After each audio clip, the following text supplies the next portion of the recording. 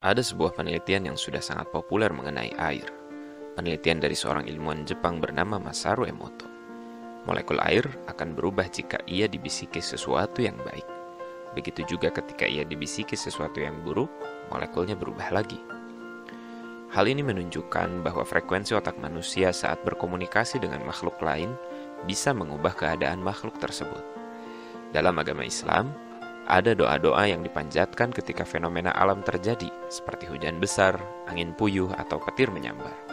Semuanya semata-mata agar segala yang turun itu menjadi kebaikan. Pikiran dan perasaan kita memainkan peranan yang besar dalam mempengaruhi keadaan di sekitar kita. Sudah banyak penelitian tentang the power of mind, law of attraction, dan lain sebagainya. Semuanya merujuk pada satu esensi. Pikiran dan perasaan kita bisa mengubah ruang kehidupan kita, entah menjadi baik ataupun buruk. Bayangkan jika setiap hari kita hanya memikirkan hal yang buruk, pesimis, atau khawatir. Maka, apa yang akan terjadi dan menghampiri kita tak ubahnya adalah hal yang sama juga. Bayangkan lagi jika pikiran-pikiran tersebut tidak hanya dimiliki oleh satu orang, tapi satu kampung, satu kota, bahkan satu negara. Maka, apakah kita bisa berharap hal-hal baik akan terjadi? Kebencian terhadap sesuatu akan memancarkan vibrasi negatif kepada sekitarnya. Kita bisa merasakan bahkan tanpa harus berbicara langsung dengan seorang pembenci. Maka emosi-emosi negatif seperti kemarahan, kebencian, kemurkaan perlu dikurangi dalam kehidupan. Pernahkah Anda bertemu dengan orang yang damai jiwanya, yang ceria dan menebarkan perasaan positif kemana-mana? Semua hal yang ada padanya menular, bukan? Seperti itulah alam dan sekitarnya merespon pada pancaran perasaan yang baik. Untuk mengubah dunia menjadi lebih baik, maka jelas yang harus diperbaiki adalah perasaan dan pikiran orang-orang di sekitar kita.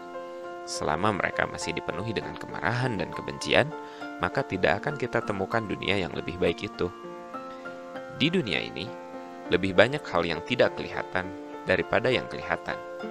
Jangan pernah meremehkan keberadaan hal-hal yang tidak nampak itu, karena langkah pertama yang harus diingat untuk mengubah dunia adalah memahami dunia ini dari sudut pandang vibrasi, frekuensi, dan energi. Ini tidak lain adalah teori dari Nikola Tesla, seorang ilmuwan yang sudah masyhur namanya. Selama manusia hidup, ia akan senantiasa memancarkan vibrasi dan frekuensi tertentu, yang mana seluruh hal itu akan ditangkap oleh alam semesta, lalu dikembalikan dalam bentuk yang sesuai dengan yang dipancarkannya itu. Itu tidak lain adalah karma itu sendiri, di mana setiap kebaikan akan berbalas kebaikan, begitu juga sebaliknya.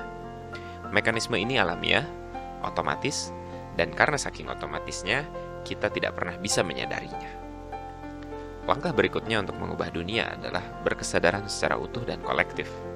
Kondisi pikiran kita harus menyala seutuhnya, dimulai dengan kesadaran terhadap diri sendiri dan kesadaran terhadap ruang kehidupan kita. Kesadaran terhadap diri berarti memahami kelebihan dan kekurangan kita. Hal ini berhubungan dengan apa yang perlu kita lakukan dan apa yang harus kita hindari. Kerusakan terjadi pada umumnya karena orang tidak mengenal batasnya sendiri. Kesadaran terhadap ruang kehidupan berarti melihat apa yang bisa diperbuat untuk sekitar, menyadari masalah, dan mengusahakan apa yang bisa dilakukan dengan kapasitas yang ada.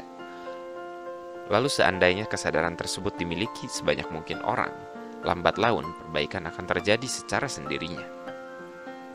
Lalu, bagaimana dengan tatanan global, politik dunia? Bagaimana kita mengubahnya? Percayalah, kita hanya akan diminta pertanggungjawaban untuk hal-hal yang sesuai kapasitas diri kita. Berbuat untuk tempat kita berada, pada apa yang menjadi keahlian kita, dan rentang kepedulian kita. Itulah awal perubahan dunia.